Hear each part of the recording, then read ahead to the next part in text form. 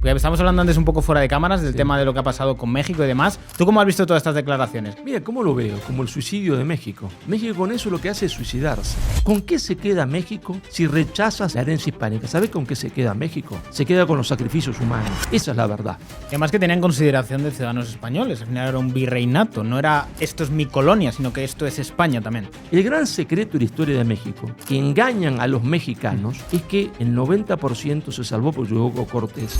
A ver, es que yo creo que es el inicio de podcast más duro que he tenido en mucho tiempo. Me ha dejado pero temblando prácticamente. Yo te lo voy a decir un poco grosero, Está en hacer aparecer a España como un país de puta y camarero, en vez de resaltar a sus héroes. ¿Crees que en el bloque actual en el cual se encuentra España entre la Unión Europea puede hacer que esto frene, esta recuperación de la hispanidad? Y España entra a la Unión Europea creyendo que entra un convento, donde se entiende está Santo Tomás de Aquino, San Agustín, no muchachos, ahí está el Capone, que los van a dejar en pelotas. Has comentado algo ahora muy interesante que yo creo que muchos españoles no conocen. ¿Qué pasó con Carrero Blanco de verdad? Pero esto es un melón bueno. Ellos son como la mafia. ¿De quién te protege la mafia? De la mafia. ¿A quién protege la OTAN? La mafia, se entiende, te protege de la mafia. Bueno, ahora ni siquiera con todo esto, porque con el tema de Marruecos, por ejemplo, el tema de Canarias está tenso. La hispanidad es el pasaporte para el futuro de España y de Hispanoamérica. Sin hispanidad no hay pasaporte para el futuro. Si no entienden esto los españoles, habrá otra inmigración. Entonces España estará perdida.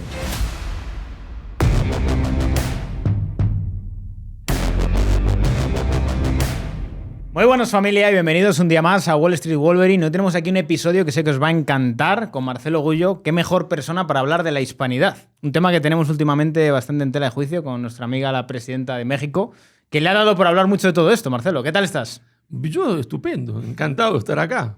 Cuéntame un poco, porque estamos hablando antes un poco fuera de cámaras del tema de lo que ha pasado con México y demás. ¿Tú cómo has visto todas estas declaraciones, que son ya muy típicas de los 12 de octubre? Mira, ¿cómo lo veo? Como el suicidio de México. ¿No? Porque México con eso lo que hace es suicidarse. Cuando México reniega del pasado hispánico, ¿sí? Del pasado español, se suicida. Yo te voy a proponer una cosa, ¿no? Supongamos que los dos somos asesores de la señora Claudia, ¿no? Que es presidente, no presidenta. Vamos a poner las cosas en claro. Usted, señora, es presidente, porque no hay policías y policiotos, porque si entonces es presidente, ella dice, soy presidenta. No, mire, no, escúcheme. No hay policías y policiotos. Hay policías y son hombres, ¿no? No son policiotos.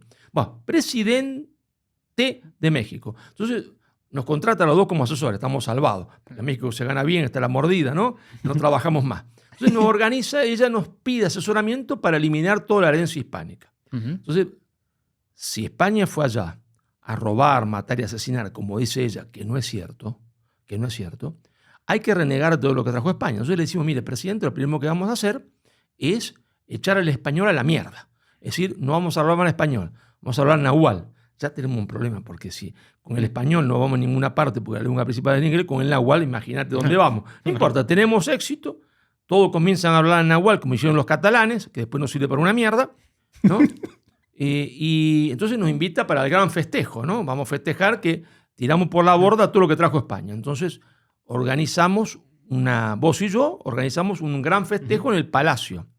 Digo, mire, y entonces ella nos dice, en el Palacio, Marcelo, mire, presidenta, hay un problema. El Palacio lo hicieron los gallegos. Nosotros le llamamos gallegos a los españoles, pero con cariño. Así que en el Palacio no puede ser. Dice, puta, dice, en el Palacio no, entonces lo hacemos en la plaza. Bueno, lo hacemos en la plaza. Lo hacemos en la plaza y organizamos el menú, ¿no? Entonces viene el menú, el plato típico es el pozole, ¿no? Que se hace con chocolate amargo, picante y cerdo. Y le digo, señora, hay un problema. ¿Pero cuál es, Marcelo, el problema? Es que el chanchito, nosotros decimos chanchito en Argentina al cerdo, ¿no? El cochinillo lo trajeron también los gallegos. Entonces, ¡a la mierda el pozole! Entonces, tampoco comemos pozole, ese día no comemos nada. Porque antes el pozole se hacía con carne humana, ¿eh? Era el muslo de los hombres que ellos mataban 20.000 tipos por año, no es poca cosa. Se dice fácil matar a 20.000 por año, ¿eh? ¿No? Bueno, entonces, se hacía como sacrificio. Sí, claro. Pero ¿para qué termino esto? Entonces, ya la convencimos, pozole tampoco. Entonces, estamos en la plaza, al pedo, no sabemos qué vamos a comer. Estamos en la plaza, ya no podemos comer el pozole, porque se hace con cerdo que lo trajo España. Dijo, pues no importa, dice ella, pero vamos a hacer un gran festejo con música. Entonces entran los mariachis, ¿te das cuenta, no? Digo, mire, presidente, hay un problema. Estos charros están vestidos como se vestían en Salamanca. El sombrero es de Salamanca. Entonces ella dice, ¡a la mierda, sombrero, Marcelo! ¡Tiren ese sombrero! Tiran el sombrero. Tenemos otro problema, presidenta. La guitarra y el guitarrón también lo trajeron los españoles. ¡A la mierda la guitarra y el guitarrón! ¿Con qué se queda México? ¿Con qué se queda México si rechaza, se entiende, la herencia hispánica? ¿Sabe con qué se queda México? Se queda con los sacrificios humanos. Esa es la verdad. México, si rechaza la herencia hispánica, se queda con los sacrificios humanos, porque los aztecas mataban 20.000 personas por año, en la cifra mínima, que dice un pro-azteca, está un historiador pro-azteca. Pero yo dije en el libro, si los historiadores pro-aztecas dicen 20.000, pero algunos dicen 150.000, hagamos un promedio, dije yo. No voy ni a máxima ni a mínima, al medio, da 80.000. ¿Sabe qué quiere decir 80.000? Transformado hoy a la actualidad, quiere decir que estos bestias se comían, porque los mataban para comérselo, esa es la verdad, se comían equivalente a 4 millones de personas. Entonces, ¿cuál es el secreto de México? Porque los primeros se engañaban, a mí me da lástima, porque los primeros engañados son los mexicanos, porque los mexicanos me escuchan y se ofenden. No, mire, el primer engañado es usted, a usted le han mentido.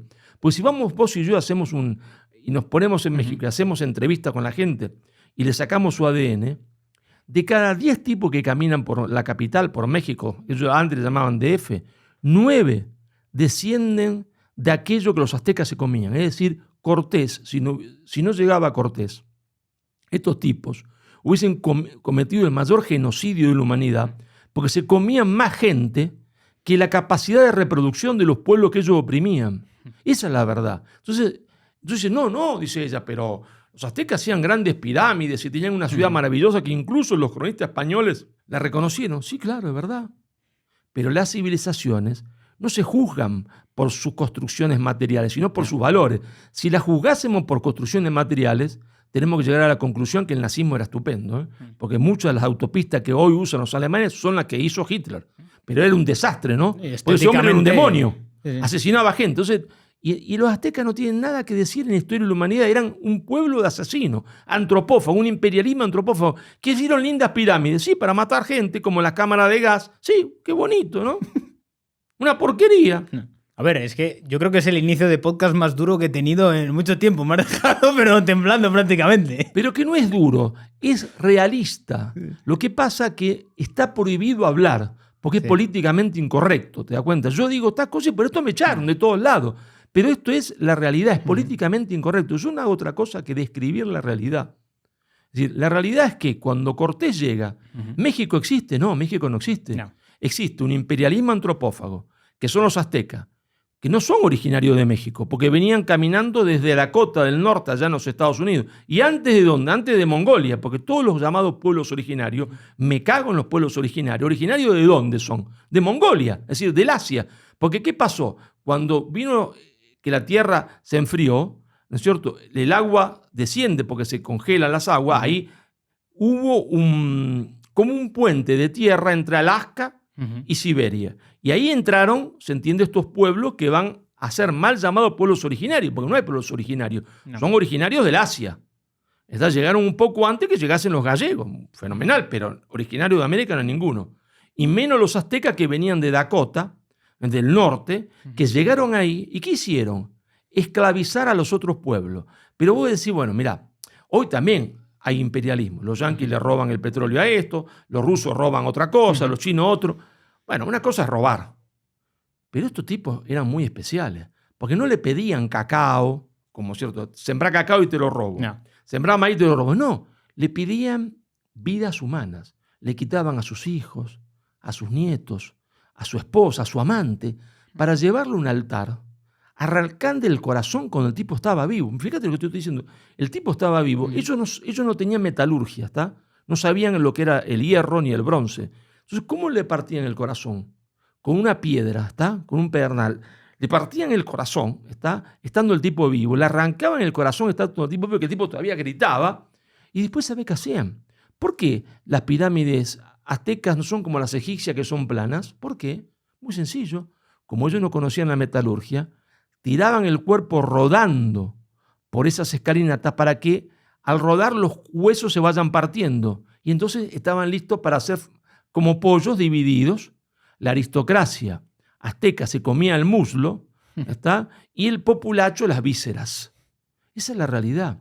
Era un imperialismo antropófago. Por eso, el gran secreto de la historia de México, que engañan a los mexicanos, es que el 90% se salvó porque llegó Cortés, pero Cortés no conquistó a nadie, porque no es imposible que 1000 tipos, ni aunque estuviesen armados con subfusiles israelíes actuales, venciesen un ejército de 200.000 hombres. Eso es matemáticamente imposible. Yo soy profesor de la Escuela Superior de Guerra. E hicimos lo que se llama escenarios de guerra. ¿Y qué? No, Cortés es imposible que vence. ¿Y por qué venció entonces? Porque juntó un ejército de 300.000 indios, hartos, se entiende, de el imperialismo antropófago de los aztecas. Vos imaginate que en Madrid está el señor Sánchez, aparte de hacer la locura que hace, se le ocurriese ahora ser antropófago. Y llego yo de Argentina, se desembarco, te das cuenta, en Almuñécar, y le digo, muchachos, terminemos con este loco que antes le robaba la plata y ahora se come a la gente. Pero yo juntaría a viejitas, a viejos, abuelos, a todo el mundo marchando contra Madrid. ¿Es que soy yo el que conquista Madrid? No, es la gente. No. Y Cortés hizo eso, juntó un ejército de 300.000 indios, hartos, asqueados que se le coman a su nieto, a su esposa, a su amante, a su hijo. Entonces 300.000 indios, tlaxcaltecas, totonecas, vencieron a 200.000 que eran los aztecas. Entonces, ¿qué hay? ¿Liberación o conquista? Que es lo que yo vengo proponiendo, que es el gran cambio copernicano. No hay conquista de México. No. Hay liberación de México del imperialismo antropófago de los aztecas. Entonces hay todo que festejar. Si los mexicanos no hubiesen sido engañados por la manga de tránsfuga que acontecieron después que terminaron con el imperio, esa manga de tránsfuga, todos sabrían que hay que agradecer a España, porque si no, ellos no estarían ahí. O sea, con eso es suficiente, ¿está? Agradecer que están vivos. Y además ya no solo es eso, sino que yo también lo que me pregunto es ¿por qué solo se tiende a señalar a España en este sentido cuando tenemos el caso de Francia, de Inglaterra, incluso de Países Bajos, que han hecho atrocidades, pero 1000 veces mayores de lo que se podría decir a España, que no es nada? Mirá, eso lo explico en este libro, no sé si sale en la cámara, pero en este libro, Nada por lo que pedir perdón, ¿está? Yo ahí dedico un capítulo a cada uno de estos fascinerosos de la historia que se atrevió a juzgar a España, a Inglaterra, a Alemania, a Francia, a Holanda. Pero vamos a ser sinceros, hay que comenzar con los árabes. Nadie critica la conquista árabe de Alejandría. ¿Y por qué? Si entraron a Alejandría a sangre y fuego y quemaron la biblioteca, no, eso está fenomenal. ¿Y la conquista turca de Constantinopla?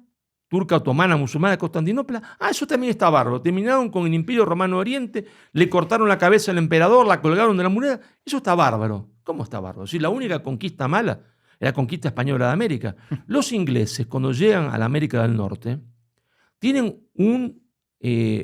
una consigna: el mejor indio es el indio muerto. Y los mataron a todos.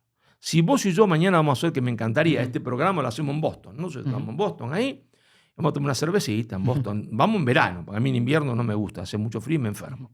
Se pasan las chicas, las vemos, ¿no? Qué linda chica, está sajona. Es que vamos a encontrar alguna mestiza iraquí con sajón. No. Si vemos una mestiza linda que la miramos, es nuestra. Sí. Es mezcla de hispana, ¿no es cierto?, de indio con español. Porque ellos los mataron a todos. Aplicaron la mejor política hacia el indio muerto. Fueron a Australia, a Tasmania. En Tasmania cometieron el genocidio más grande de la historia de la humanidad. Dejaron una mujer viva. Joder. Una mujer viva. Y cuando no podían matarlos a todos, ¿qué hicieron? Sudáfrica, apartheid. Es decir, nosotros no nos mezclamos con ustedes. Desarrollo separado. Ahí estarán ustedes siempre y nosotros distintos que ustedes. Eso fue el imperialismo anglosajón. El mejor indio es el indio muerto. España cometió errores, sí, muchísimo. Pecaron los españoles, muchísimo, porque estamos hablando de un pueblo. Un pueblo está formado por hombres. Los hombres no son ángeles. Entonces no hay una leyenda rosa. Sí, claro que los gallegos, como decimos nosotros cariñosamente, cometieron errores. Claro que hubo alguno que violó a una mujer. Sí, y claro que hubo una guerra. Ahí anda un renegado andaluz que se hace pasar por catalán, cuyo nombre no quiero acordarme, asesor de Puigdemont. De ese que se escapó, se entiende, se escapó metido en un auto, ¿no? En el baúl, se escapó. Curiosamente, encontró refugio allá en Bélgica, ¿no? En la Unión Europea. Diciendo, mostrando los que llamaríamos hoy partes de guerra. Claro que hubo una guerra. La guerra de los 300.000 indios conducido por Cortés contra los tlaxcaltecas. Claro que esa guerra fue atroz, sí, una guerra yo te mato a vos, sangro, te arranco el ojo, y sí, como estamos peleando. Entonces él pone sus partes de guerra para decir, miren la atrocidad que hicieron los españoles, miren, las atrocidades son propias de la guerra. Sí, claro. No, que agarraban un perro para que se comiera. Sí, como a un tanque, hoy se entiende, ¡bum!, pasa arriba de un ser humano. Es horrible. Yo no estoy a favor de eso, pero la guerra es la guerra.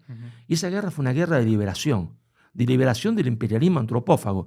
Claro que es horrible. Claro que hubiese sido mejor no hacerla y que ellos hubiesen cambiado por sí mismos. No estaban dispuestos a cambiar por sí mismos.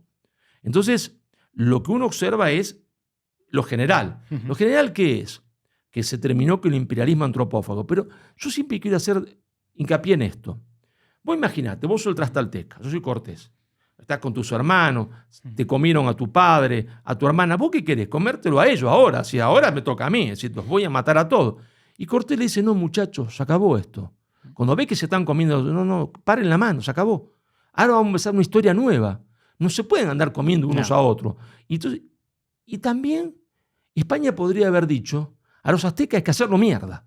Es decir, juzgarlos y matarlos. No, dijo Cortés, no, porque el hombre puede redimirse. Entonces dijo, a esta aristocracia azteca vamos a darle una oportunidad. ¿Y qué vino? El mestizaje.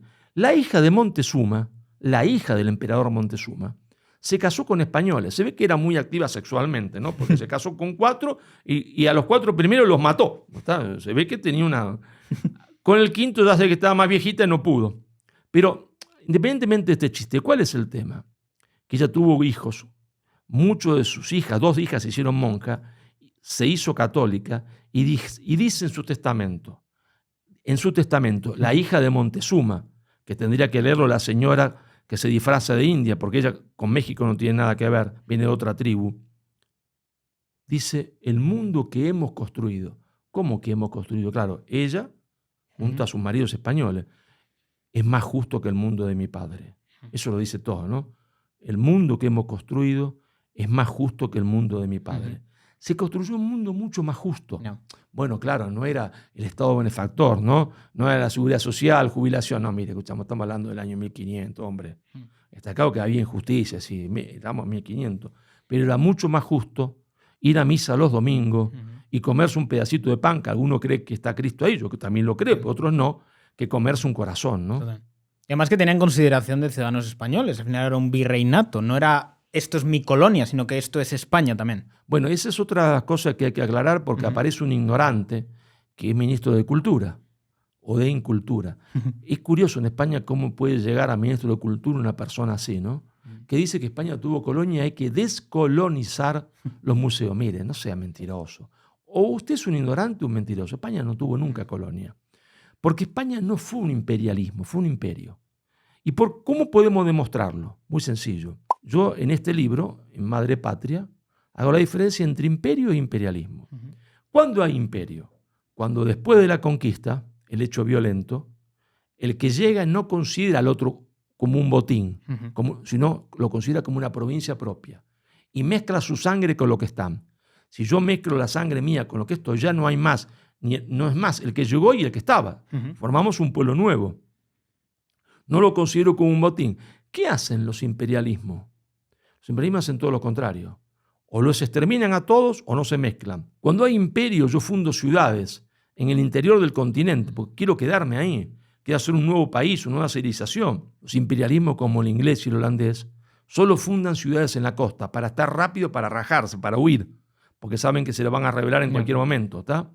Entonces la diferencia entre imperio e imperialismo. España fue un imperio.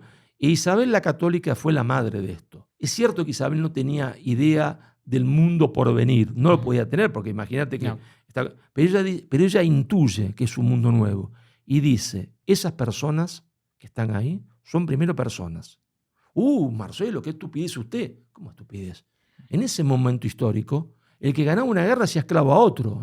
Atención, eso era la ley del momento. Y ella dice, no habrá esclavos en América, serán súbditos de Castilla. Súbditos de Castilla. ¿Y qué dice además de esto? Dice, cásense españoles con indias e indios con españoles, porque sabe que cuando hay mestizaje no hay más metrópoli y colonia, ¿está? No hay más. Entonces, funda, el concepto se entiende de imperio, y hay que preguntarse, es que los herederos de ella, es decir, Carlos, que va a ser su nieto, ¿no es cierto? Carlos I o Carlos V, Felipe, ¿fueron leales a este testamento político de Isabel? Sí, fueron leales al testamento político. ¿Y el pueblo español? Porque podía ser que el monarca estuviese en ese y el pueblo no. El pueblo español también. Porque es cierto que, ¿no es cierto?, uno va a América porque quiere hacerse rico. Claro, yo también quiero hacerme rico, está lógico. Estoy cansado de trabajar haciendo libros que no gano nada. Claro, si te imaginas que yo quisiese vender 1 millón de libros para hacerme de unos pesitos, de unos euros, ¿está? Sí, claro. Pero no me mueve eso. Yo lo escribo porque escribo en defensa de la verdad. Pero me gustaría hacerme rico. Cuando el español va a América, ¿le gustaría hacerse rico? Claro que le gustaría hacerse rico, por supuesto, porque el hombre es hombre, ¿no? Pero esos tipos tenían en la cabeza que tenían que evangelizar un continente. Y esa es la verdad. Pero esto, en la cabeza de los materialistas, no le entra. Vos sabés que hay una chica por ahí, tampoco de cuyo nombre quiero acordarme, que es profesora, anda diciendo que yo hago leyenda rosa, ¿no? Claro, yo entiendo lo que ella dice. ¿Por qué? Hay otro profesor, hay uno que es diputado, tampoco quiero acordarme el partido ni el nombre, que dice que yo hago leyenda rosa. Y yo entiendo. ¿Por qué? Porque ellos no pueden comprender. Ellos no pueden comprender a ese español antiguo, porque ese español antiguo no tenía miedo. Ese español antiguo tenía valores, tenía gallardía. Y ellos, si le explican esto a los muchachos jóvenes en su clase, claro, que esas mujeres eran valientes, que tenían valores, ellos aparecen como monstruos, porque son cobardes, ¿entendés? ¿Cómo van a explicarle que Isabel la Católica tuvo tanta cantidad de hijos siempre cabalgando arriba de un caballo? Cuando ellos se embarazan y dicen, no, dame 5 meses de vacaciones, no quiero trabajar más. Entonces, no pueden entender que eras español, ¿entendés? Entonces, esas hazañas le parecen que no son ciertas. Y la verdad que yo escribiendo los 2 libros, y el tercero que falta acá en la mesa, que es lo que América le debe a España, ¿vos sabés que a mí también me pasó? Y yo digo, puta, no se me habrá ido la mano, si no estaré exagerando. Y yo mismo me lo pregunté. No, si yo estoy describiendo, lo que yo digo es una descripción de lo que pasó en la realidad. Pero esa realidad es tan fantástica, que parece, se entiende, una leyenda rosa. Vos fíjate, hay unos tipos que combaten con Cortés. El oro le interesaba un carajo, ya eran riquísimos. Y hay unos compañeros de ellos que están en peligro de muerte en el norte de México porque están peleando con los apaches. Los tipos se enteran que sus compañeros están en peligro de muerte, dejan todo y van a buscarlo. Pero escúchame, si te interesa nada más que el orillazo rico, no vas a jugarte la vida por tus amigos. No. Ellos van a jugarse la vida por sus amigos porque antes que hacerse rico está la lealtad al amigo, y dejan todo y los matan a todos, no vuelven. Entonces, yo entiendo que a un cobarde, como son la mayoría de los profesores hoy, cobardes, entiendo que le pasa como al ladrón. Creen que todos son de su condición, pero no eran así los españoles antiguos, ¿no? De ninguna manera. Además que lo del oro es muy interesante porque siempre se habla de todo el oro que se llevó España, que en realidad no ocurrió así, que se quedó allí, se invirtió en realmente hacer universidades, hacer infraestructura y demás, pero no se habla de la cantidad de oro que se está sacando ahora mismo de América con empresas extranjeras y que parece que no pasa nada. Mira, yo no sé cuánto paga la gente de impuesto en España, pero por lo que he preguntado, el Estado se queda con todo. Sí, allá el Estado se quedaba con 1/5. El resto quedaba, se entiende, en América, y por eso hubo los 40 años de desarrollo más gigantesco de la humanidad. 100 y pico de ciudades, 33 universidades crea España. 80 y pico años antes que se cree Harvard, está fundada la Universidad de San Marcos. El Colegio de San Pablo, en Lima, tenía 45.000 libros en su biblioteca cuando Harvard tenía 4.500. Y la verdad de la milanesa, decimos nosotros en Argentina, es que cuando todo esto se termina, nosotros pasamos a ser colonia de Gran Bretaña. No. En el caso argentino lo seguimos siendo hasta el día de hoy. Hasta el día de hoy porque tenemos la vergüenza que el gobierno argentino manda el poco oro que tenemos a ser depositado a Inglaterra, país que tiene invadido una parte de nuestro territorio. Es curioso eso, ¿no?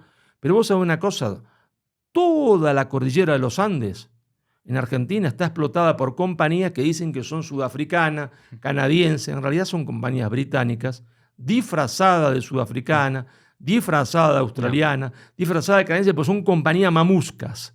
¿Está? Por sacar la mamusca, eso, como la cosita esa rusa, ¿no? Las muñecas. La muñequita esa. Y todas tienen al final su sede en Londres. Pero primero la sede en Vancouver, después en Ottawa, después pum, pim, pim, hasta que llega a Londres. ¿Sabe qué hacen en Argentina? También lo hacen en Perú. Y en México, con la señora Claudita. Los tipos extraen el oro de México, extraen el oro de Argentina, se lo llevan a Vancouver. Y en Vancouver, con una declaración jurada, le dicen al Estado mexicano, al Estado argentino, qué cantidad, porque se llevan mezclado con la tierra, qué cantidad de oro había por tonelada de tierra. Así el lobo dice cuánta oveja se comió. Pero terminemos con el cuento del oro, se entiende español, si ahora nos están robando el oro. Le robando el oro con estos sinvergüenzas como la señora Claudia, el señor Boric, el señor Petro, que permiten esto, porque en realidad son caniches de la oligarquía financiera internacional. Ellos, diciendo ser antiimperialistas, son la mano de obra más barata que jamás tuvo el imperialismo anglosajón. Sí, que además es irónico porque de alguna manera los principales promotores de la leyenda negra son los anglosajones, pero por otra parte se dicen antiimperialistas. Bueno, pero mirá, ¿por qué yo digo que son caniches del imperialismo anglosajón? Porque el imperialismo anglosajón siempre tuvo como principio, como idea, la fragmentación territorial, primero del Imperio Español y después la República Hispanoamericana. ¿Es porque los ingleses son malos? No, escúchame, no soy idiota. En política internacional no es que sean malos, es que el poder tiene su sinergia. No es que los ingleses sean malos, ni que los rusos sean malos, ni que los yanquis sean malos. No es así, no soy idiota.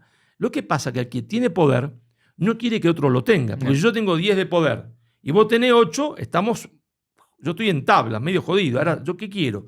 Que vos te parta en 5 pedazos, entonces dialogo con 5 que tienen 1 y pico de poder cada uno. No. Entonces eso es lo que yo quiero, porque soy malo, no, porque es la sinergia del poder. Así es el juego de la política internacional. E Inglaterra siempre trató de dividirnos. Efectivamente nos dividió. Pero ahora está el indigenismo. ¿Vos sabés cuántas lenguas había antes que llegara a España? Se calcula que entre 1.500 y 2.500 lenguas. Depende si consideramos... Porque había tantas tribus que es un babel idiomático. Si echamos a la mierda a España, entonces, ¿qué es lo que están haciendo? Reintroducimos las lenguas llamadas originarias, que no son originarias porque vienen del Asia, y establecemos 1.500 a 2.000 lenguas distintas, como hicieron acá en Cataluña, cerquita de acá. Al cabo, primero, no pasa nada, Marcelo, porque solamente va a ser en la escuela primaria, después va a ser en la escuela secundaria, después en la universidad, después en el municipio. Al cabo de 40 años, uno habla guajira, otro aymara, otro guaraní, otro mapuche, no nos vamos a entender un carajo. Cuando uno tiene su propia lengua y ya no se entiende con el otro, reclama la independencia, porque hay que entender que un principio de la ciencia política, muy estudiado por los anglosajones también, es que la fragmentación lingüística de lo que era una unidad lingüística conduce siempre a la fragmentación política. ¿Y qué va a haber? 100 y pico de repúblicas distintas y vamos a hacer fragmentos insignificantes del mercado mundial.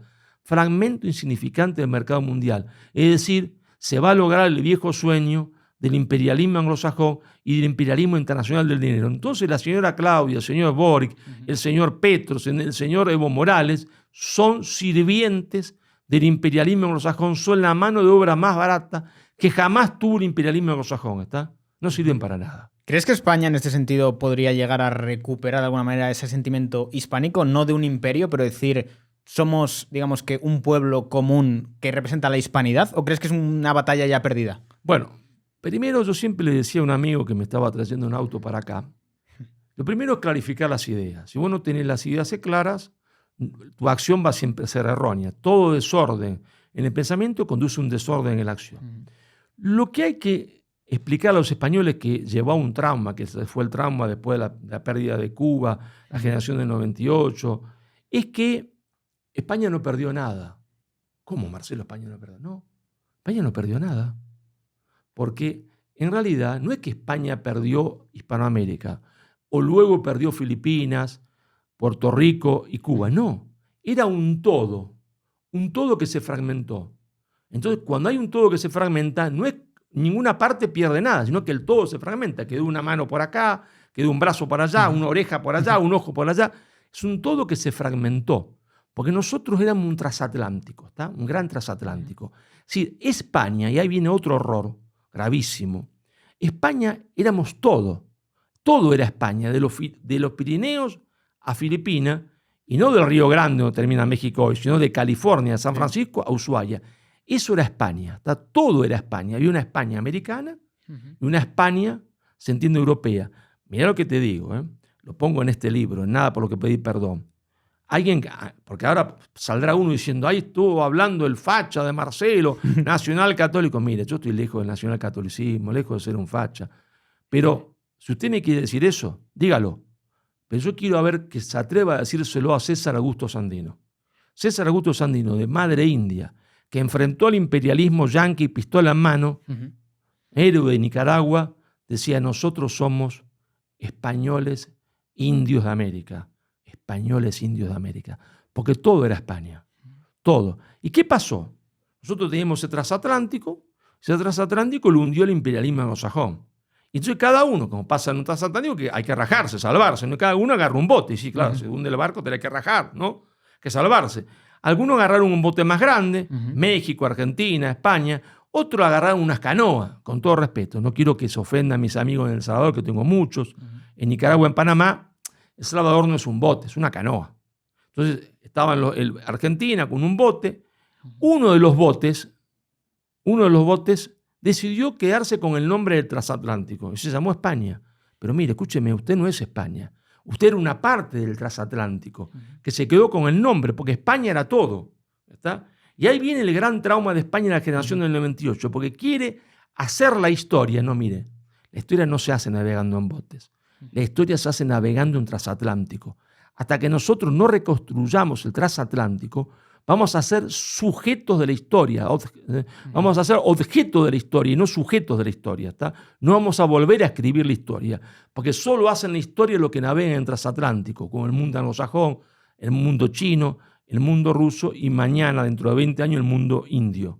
¿Y nosotros qué hacemos? Navegamos en canoa y botes. No vamos a ninguna parte. ¿Te das cuenta? Entonces, esto es importante entenderlo. Si España no perdió nada, fue un todo que se fragmentó, porque esto es un cambio copernicano.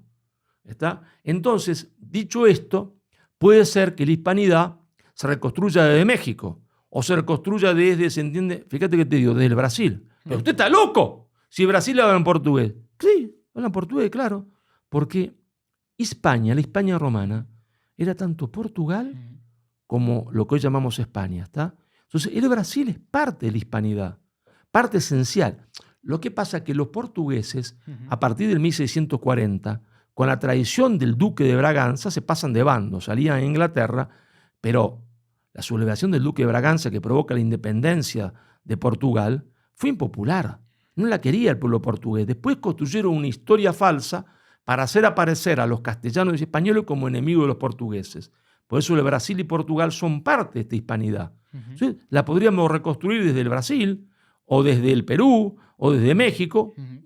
Y claro, por su peso demográfico, naturalmente España será una parte de eso. No podrá ser, se entiende, más que una parte, porque igual que la Argentina. En la Argentina tenemos 40 millones de habitantes. ¿Qué somos? Insignificantes.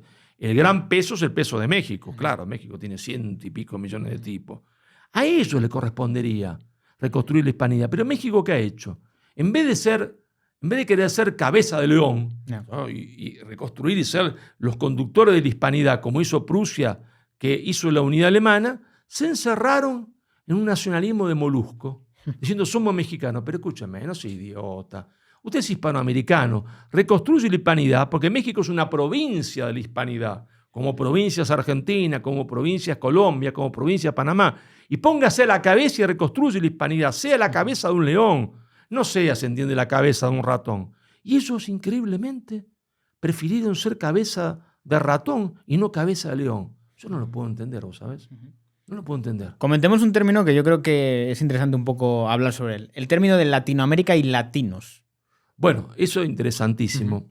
Eso está en este libro, en Madre Patria, que lo puse en el primer libro, porque el primer libro que yo publico es Madre Patria, en el 2021. Después viene Nada por lo que pedí perdón, 2022, que es este de acá. Después viene un tercero que ahora no lo tengo, me lo olvidé en el hotel, que es lo que América le debe a España. Pero hay que comenzar siempre por aclarar las ideas, porque quien nomina, domina. Nosotros siempre nos llamamos hispanoamericanos, indios españoles de América, españoles americanos, Hispanoamérica. Fíjate vos lo que te voy a decir. Los que estaban muy enojados con los Borbones eran los jesuitas, porque los Borbones lo habían echado injustamente de todos los reinos. Y la primera declaración de independencia o panfleto proponiendo la independencia no la hace ningún sectario de Inglaterra, no. La hace un jesuita. ¿Nacido dónde? En Arequipa. ¿Dónde está Arequipa? Al sur de Lima, en el sur del Perú. Se llamaba Guzmán y Vizcardo. Este jesuita hace la primera declaración de independencia. Panfleto pidiendo la independencia. ¿Y cómo la titula? Carta a los españoles americanos. Carta a los españoles americanos. Si él que quiere la independencia, dice todos somos españoles. Español europeo y español americano. Y así fuimos siempre, con indianos, hispanoamericanos. ¿Hasta cuándo? Hasta que los pícaros de los franceses, porque los ingleses siempre miraban a América como el gato mira al canarito, ¿no? Se le querían comer. Y finalmente los ingleses se comieron el canarito. Porque todos pasamos a ser colonias informales del imperio inglés. Esa es la verdad. Argentina, cuando muchos dicen, no, tenía una riqueza fabulosa. No habla estupidez, éramos una colonia informal de Inglaterra. Como hoy España es una colonia de Alemania y Alemania una colonia de Estados Unidos una colonia de la oligarquía financiera mundial. Que vivíamos bien, sí, pero éramos una colonia informal. Teníamos himno, bandera, pero no teníamos soberanía real. ¿Qué pasa?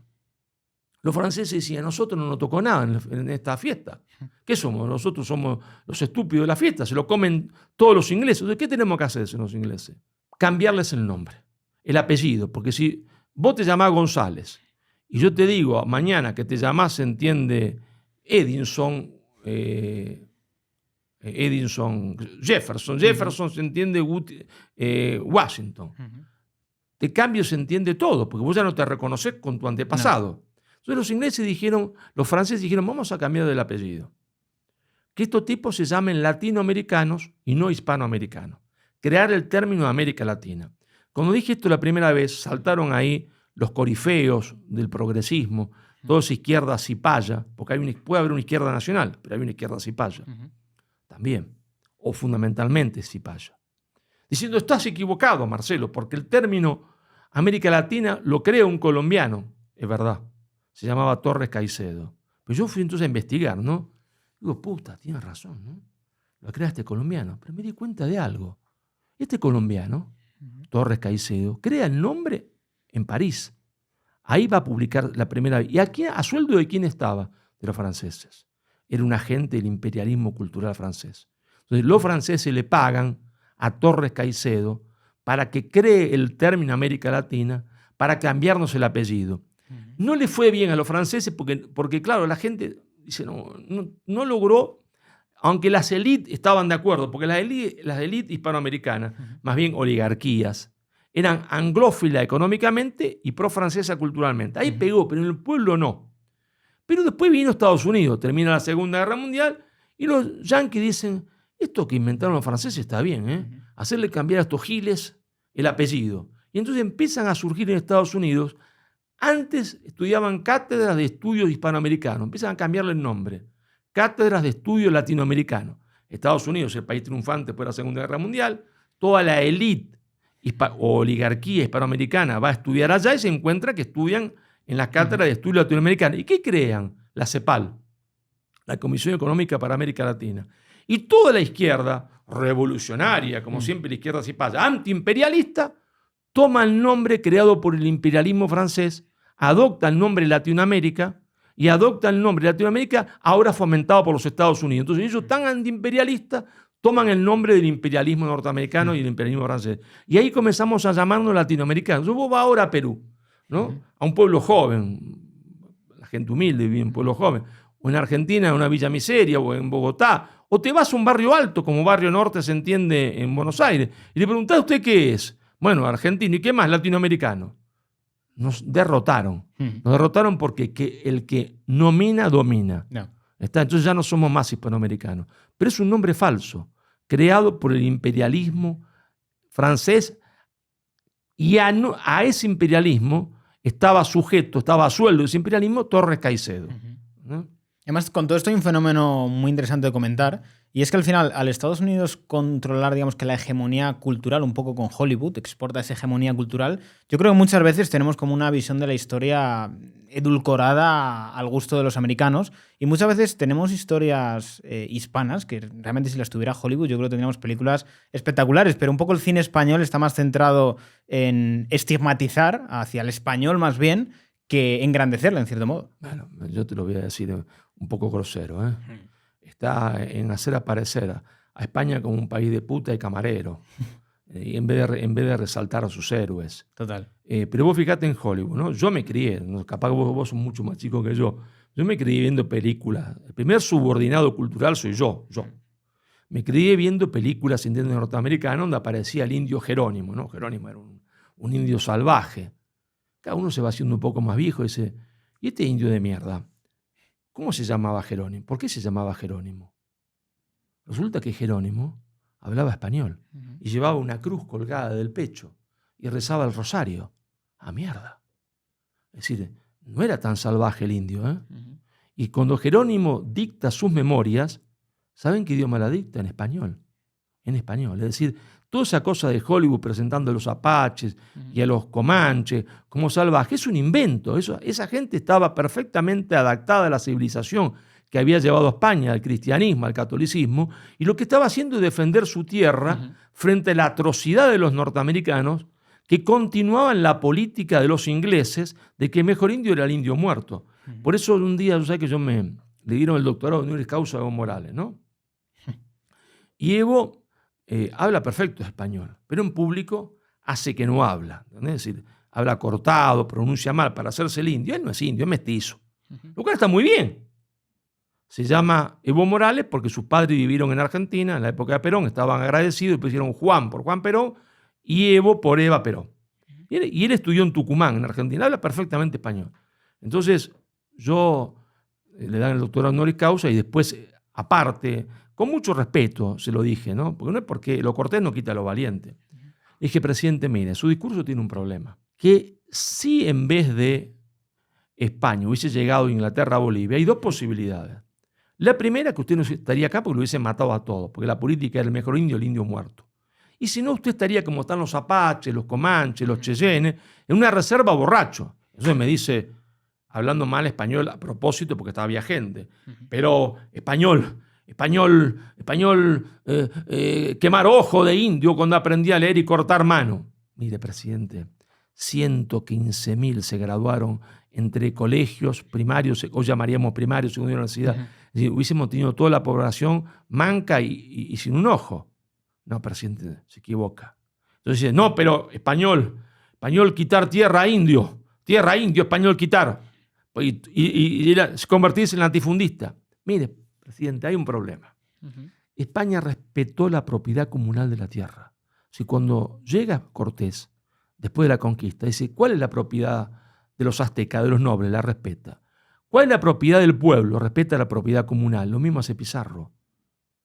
Lo mismo. Presidente, usted se equivoca. La propiedad comunal de la tierra en Bolivia la eliminó la Constitución boliviana, que ahora, si me decís de memoria, no me acuerdo, es 1860 o 62, 63, ¿está? Recién en esa época, 1860 y pico, se termina la propiedad comunal de la tierra por unos vivos que adoptan el código napoleónico para quedarse con la tierra a los indios. Yo, el presidente, le digo, no lo hizo España eso. Los españoles, hubo latifundistas, sí, de tierra que eran eriazas, es decir, que no tenían propiedad, pero España respetó la propiedad comunal de la tierra, presidente. Ahí se quedó mudo, ¿no? Claro, de ahí en más me odia para toda la vida, ¿no? Claro, ¿qué voy a hacer? Además, esto es muy curioso porque muchas veces cuando se habla de todas estas cuestiones, se habla desde una perspectiva de cuando España salió de América, en cierto modo. Incluso hay muchos personas que vivían ya allí que dicen, ahora precisamente que nos han liberado, estamos oprimidos por otros y encima no somos ni siquiera ciudadanos de España ni tenemos un rey. Estamos con un dictador aquí que nos ha dicho que es ahora nuestro liberador. Mira, es decir, la independencia era inevitable. Entre otras cosas porque había surgido una nueva potencia hegemónica con mucha fuerza, que era Inglaterra. Y el poder español estaba en baja y el poder inglés estaba para arriba. Y los ingleses iban a trabajar sí o sí para que esa independencia se produjese. El problema era saber, cuando vos vas a ser derrotado por alguien o te van a obligar, es saber cómo pagás lo menos costo posible. Si vos ya sabés que tenés que retirarte y perder, pagar el menos costo posible, es decir, saldar la mayor tropa posible. No. ¿Está? Y te voy a dar un ejemplo. En este libro, Madre Patria, hay un capítulo que se llama El espejo portugués. Y hubo una serie de errores que comete España. El primer error lo comete la monarquía española, porque los ingleses, cuando todo el mundo sabe que Napoleón va a invadir España, eso lo sabía todo el mundo, no es que lo toman por sorpresa.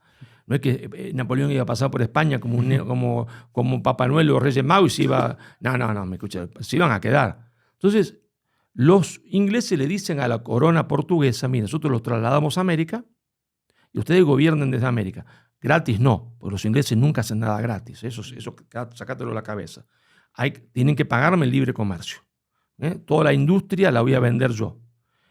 La corte portuguesa duda, pero había una mujer, que era la reina, que decían que estaba loca. Para mí estaba la más cuerda de todas, la loca. A veces los locos suelen ser los más cuerdos. Y dice, o nos vamos todos o no se va nadie. Dice. Entonces toda la corte portuguesa se embarca para Río de Janeiro. ¿Vos sabés lo que es en esa época llevar 10.000 personas? Toda la nobleza, el ejército, hasta el director del jardín zoológico se fueron. El director de la biblioteca, es decir, el Estado portugués se traslada a Río. Los ingleses le proponen lo mismo a la corona española. Es decir, vaya usted y gobierne desde La Habana, desde México, desde Lima, no se le ocurra. Le vamos a cobrar, gratis no, porque los ingleses no son gran manita de la caridad. ¿Eso qué pasó? Si vemos el espejo portugués, en Brasil eso salvó la unidad. ¿Qué es el Brasil? La América lusitana, es decir, portuguesa, que no se fragmentó. ¿Qué somos nosotros? La América española que se fragmentó. Claro, los portugueses van ahí, se instalan en Río y convierten a Río en la capital del imperio. Ya no era más una colonia, era la capital del imperio. Y los portugueses no quieren irse, porque cuando vieron a las brasileñas no querían irse, porque eran hermosísimas. Los que querían que se vayan eran las mujeres, porque estaban celosas de las mujeres brasileñas, hasta que eran bellísimas. Claro, Portugal y Brasil se separan. Pero ¿cómo fue esa separación? Como un divorcio amable, ¿entendés? Como un tipo que dice, mira, ya está, tenemos que divorciar, pero sin pelearnos, ¿está? Sin ruptura, sin juicio, sin nada. Entonces, así se separó Portugal del Brasil. ¿Qué estaba? Estaba el rey de Portugal, Juan, estaba su hijo Pedro, le dijo, mira, los ingleses ya me tienen apretados los testículos, me dicen que tengo que volver. Yo vuelvo, me embarco, y cuando yo me embarco voy a declarar la independencia. Él que era portugués, Pedro, y decir que es un emperador de Brasil, y con eso salva la unidad. ¿Está? Bueno, si nosotros hubiésemos tenido un rey inteligente, que no lo era precisamente Fernando, perdón por esto, si algún español se ofende, que no lo era, nosotros hubiésemos hecho lo mismo. ¿Sí? La independencia era inevitable, pero hubiésemos salvado la unidad y no hubiese habido posibilidad de leyenda negra, ni resquemor, porque no hubiese habido enfrentamiento. Yo un día le pregunté a mi gran maestro Helio Yaguaribe, que era ateo católico, no creía en nada, pero culturalmente él se consideraba católico. Le digo, maestro, ¿qué siente el Brasil por Portugal? Y él ya tenía 90 años, muere a los 92 y pico. Me dice Marcelo, el Brasil siente un profundo agradecimiento. Joder, dije yo, un profundo agradecimiento. Y le pregunté, me gustaba tomar brandy español, porque él era fanático de brandy español. Entre brandy español y brandy español a las 3 de la mañana, ¿no? Imagínate, la cena. No dormía nunca ese hombre, yo tampoco. Digo, ¿y qué se siente Portugal por el Brasil? Me dice, un sincero orgullo. Sí, está orgulloso de ese gigante que es Brasil. Esa hubiese sido nuestra historia. Pero, desgraciadamente, estaba Fernando, no quiso entender razones, y vino después Inglaterra, la mano del diablo, que son ellos, y todo terminó en un desastre, ¿no? Todo terminó en un desastre. Pero irónicamente, fíjate que, por ejemplo, que entre Inglaterra y Estados Unidos no tenemos esa misma relación. Digamos que se ven de una manera bastante amistosa. Bueno, pero obvio, porque después del enfrentamiento ellos saben que son el mismo mundo. Mira, la prueba que ellos son la misma cosa la da los momentos decisivos de la historia. ¿Cuándo vos demostrás que sos valiente o cobarde? El día que entran a tu casa, van a violar a tu madre y a tu hermana y vos te pones enfrente. Si el día que entran a violar a tu madre y a tu hermana, vos te escondes debajo de la mesa, vos sos un cobarde. Si el día que entran a violar a tu hermana, vos te pones enfrente, es un valiente. Cada vez que hay guerra en serio, donde uno le rompen el trasero si pierde. En ese momento, los anglosajones combaten siempre juntos. La Primera Guerra Mundial combate Inglaterra, Estados Unidos, Canadá, Australia, Nueva Zelanda, siempre juntos. Sí, los yanquis hacen esperar porque quieren cobrar, ¿no? Entonces la dejan sufrir un poquito a la madre. Nosotros a la madre en Argentina la llamamos vieja, pero cariñosamente, ¿no? No es despectivo eso. La dejan sufrir a la vieja un poquito porque le quieren sacar cosas, ¿no? De la herencia. Pero después siempre entran a apoyarla. Y en la Segunda Guerra Mundial, lo mismo. Y en la Guerra del Golfo, con Bush, padre y Bush hijo, igual. Ahí estaban los ingleses, los yanquis, los canadienses, los neozelandeses, siempre combaten juntos. Cuando las papas queman, combaten siempre juntos. Porque se saben que son parte del mismo pueblo, de la misma comunidad, y nosotros no. Porque triunfó la leyenda negra, que es el huevo de la serpiente. Por eso, algunos españoles, enfrente mío, no entienden que somos el mismo pueblo. Un pueblo bicontinental, antes éramos tricontinental, que va de los Pirineos a Acapulco. Y no digo del Río Grande, insisto, de California a San Francisco a Tierra del Fuego. Antes éramos tricontinental, íbamos hasta Filipinas, pero ahí los yanquis erradicaron el español de raíz, porque fusilaban a tipos que hablaban español cuando tenían mayor de 12 años, lo impusieron por la fuerza. Por eso vos encontrás un filipino, se llaman Corazón Aquino, Ricardo González, no habla una papa, se entiende de español. Yo me acuerdo, estaba en la escuela diplomática, ¿no? Con esto te iba a confesar mi edad, que ya estoy muy viejo.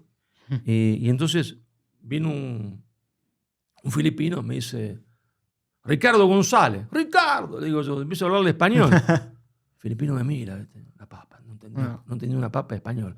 Se llamaba Ricardo González y no hablaba una papa de español. Si le sacaron la lengua. No lo pudieron hacer los yanquis en Puerto Rico, lo hicieron en Filipinas. Y ahí perdimos una parte de la hispanidad. Nos arrancaron una parte de la hispanidad. Por eso hay algunos españoles que a mí me causan gracia, ¿no? Quieren reivindicar que España ayudó a Estados Unidos en la guerra de la independencia. Mire, Gálvez fue un héroe, sin duda. Cumplió las órdenes mejor que ninguno, y hay que hacerle un monumento. Pero fue el peor error geopolítico de España, ¿está? Porque ¿cómo pagó Estados Unidos a España su ayuda? Con una puñalada por la espalda. Con una puñalada por la espalda, quitándole después Filipinas, Puerto Rico y Cuba, ¿no? Además, también el tema de un poco el colonialismo, si miramos un poco el contraste en África, por ejemplo, de las colonias francesas, del tratamiento que tuvieron también los holandeses y lo que tuvo España, o sea, ves el nivel de alfabetización de lo que fue en su momento territorio español y ves la alfabetización del resto de territorios y es, vamos, una diferencia enorme. ¿Vos sabés que Indonesia fue colonia holandesa? La gente no lo sabe. ¿Hasta cuándo? Hasta después de la Segunda Guerra Mundial. Fue colonia holandesa. Ahí estaba la Shell robándole el petróleo. Holanda no dejó una escuela, no dejó un hospital, una palabra del holandés dejó, no la lengua, una palabra. No dejó nada, solo tierra arrasada, ¿está? Solo tierra arrasada. España dejó 100 y pico de ciudades, universidades. Yo siempre digo, ¿no? Cuando presenté este libro, Nada por lo que pedí perdón, que ahora lo tomó Feijóo y se lo quiere regalar a la señora Claudia, ¿no? Presidente de México, no presidenta. Si España fue a América a robar, matar, asesinar, ¿para qué creó 30 y pico universidades? ¿Para qué sembró América de hospitales gratuitos para negros, indios, mestizos? ¿No? Entonces me dice un alumno en clase, una cosa muy inteligente, dijo el alumno, dice, profesor, seguro que esos gallegos bandidos quedaban en las universidades para convencerlo a los tipos que estaban ahí que fuesen sumisos. Guarda, atención, no es una mala reflexión, podía ser. Entonces hay que estudiar lo que se estudiaba en materia de teoría política en esas universidades. No en medicina, no, en materia de teoría política. ¿Y qué se estudiaba? Se estudiaba la teoría del poder de Suárez, de Vitoria y de Mariana. Es decir, la Escuela Teológica Española, que respondía a la tradición de España. ¿Y qué decía la Escuela Teológica Española? Decía que el poder viene de Dios. Los franceses también decían eso. Los jacobinos ingleses también. ¿Pero qué decía la Escuela Teológica Española? O sea, el poder viene de Dios, viene de Dios, acá está Dios. ¿Y Dios se lo da al rey que está en el medio? No, Dios se lo da al pueblo. El pueblo lo delega en el rey. para que el rey gobierne como un padre, es decir, en lo que Aristóteles y Santo Tomás llamaban el bien común. Y si no, decía la Escuela Teológica Española, que se enseñaba esta teoría política en la Universidad de Lima, en la Universidad de México, en la Universidad de Charcas, en la Universidad de Córdoba, si no, el pueblo tiene derecho a la revolución, decía Suárez. Y Mariana llegaba a decir, el pueblo tiene derecho al tiranicidio, a asesinar al rey que se ha convertido de rey en tirano. Maquiavelo, si tuviesen esta conversación, diría, pero Maquiavelo, Nicolás Maquiavelo, ¿no? Diría, pero Marcelo, España enloqueció. ¿Cómo una potencia colonial va a enseñarle a los colonos que si el rey no gobierna en beneficio de ellos, lo pueden matar y tirar por la borda? Lo que pasa, don Nicolás, que usted no entiende que España no consideraba a América una colonia, por eso podía enseñarle que si el rey no gobernaba a beneficio de ellos, podían tirarlo por la ventana porque no lo consideraban colonia, eran súbditos, no colonos. ¿No? Esa es la prueba que España no consideró nunca a América una colonia, ¿te das cuenta? Nunca, jamás. Y eso no se enseña, no se sabe. Suárez se quejaba, Suárez enseñaba en Granada. Y si los mejores discípulos míos se van a América, no tengo nadie que me ayude, acá todos se van para allá a enseñar esto, esta teoría del poder. ¿Te das cuenta? Entonces, España no hizo colonialismo, de ninguna manera. ¿Está? Por lo menos, lo podemos decir, hasta el cambio de monarquía. Después podemos discutirlo, entrar en discusión. Yo discuto. Y digo que sí hubo, está con los Borbones, un cambio sustancial que se va a sentir en el Río de la Plata y que va a ser gravísimo con la expulsión de los jesuitas. Por eso digo, al contrario de algunos que en España estudian poco, que hay que hablar de procesos distintos, porque en el Río de la Plata el proceso de ruptura fue popular, mientras que en Colombia, Venezuela y Perú fue impopular.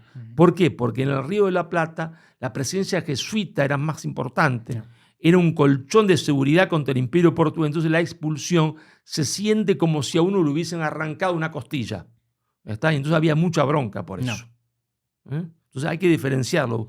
Y no se puede hablar superficialmente. Hay que diferenciar una cosa de la otra. ¿Crees que en el bloque actual en el cual se encuentra España entre la Unión Europea puede hacer que esto frene esta recuperación de la hispanidad? Porque al fin y al cabo tienes a España un poco como supeditada a los intereses de Francia y de Alemania dentro de la Unión Europea. Bueno, vos me preguntás una cosa que después la gente me insulta por la calle. ¿Está? Porque yo digo cosas que son políticamente incorrectas. España se vive de puta madre. Sí, claro, yo cada vez que vengo acá la paso fenomenal. Algunos amigos me deben todavía un cochinillo, ¿verdad? Pero me invitan, ¿entendés? Y como cochinillo, cordero, cochinillo en Segovia, cordero sí. En otro lado, ¿entendés? Vino Rioja. Pero la verdad de la milanesa, es que los españoles gastan más que lo que tienen. Por eso el país se endeuda. Es decir, si vos recaudás 10 y gastás 15, los otros 5 te lo prestan. ¿Está? Porque España no tiene más industria. Se desindustrializó. Entonces gasta 15 y recauda 10. Te lo prestan hasta que quieran. Porque la realidad es que, y esto cada vez me van a echar de España, vamos a hablar de cada cosa. La realidad es que no hay transición a la democracia. Sí, hubo una democracia liberal. Hay una transición a la dependencia. España se transforma en un país dependiente de Alemania y de Francia, que se quedan con la industria que era española, cierto, que se desindustrializa. Y a su vez, Alemania es una colonia de Estados Unidos. Y a su vez Estados Unidos es una colonia, se entiende, de la oligarquía financiera mundial. Es como un gallinero, ¿no? ¿Viste? La gallina de arriba defeca a la que está acá y al final la otra sí, hasta que la última, pobrecita, no tiene a quién defecar. No. Sufre todos los otros. Y la verdad que España es una colonia lindísima. Se vive de puta madre, feliz, hasta que ellos quieran. No. Hasta algún día, por haber cambiado la primogenitura por un plato de lenteja, le van a quitar la lenteja. Y entonces se van a quedar sin el alma y sin la lenteja. Eso es inevitable. Entonces, esta Unión Europea, acá hay un europeísmo falso. No quiere decir que uno no tenga que entrar a la Unión Europea. Eso es otro problema, porque la política siempre es el arte de lo posible. El tema es cómo uno entra y saber a dónde entra. No. Yo puedo entrar a un garito, sí, claro, a un prostíbulo, porque me veo obligado. Sí, pero usted no es católico. ¿Y qué tiene que ver? Que si tengo un prostíbulo, tengo que entrar. ¿No está? ¿Qué quiere que haga? La vida es así. Pero tengo que saber que estoy entrando a un prostíbulo y un garito. Que los que están ahí no son hermanitas de la caridad. Son mafiosos.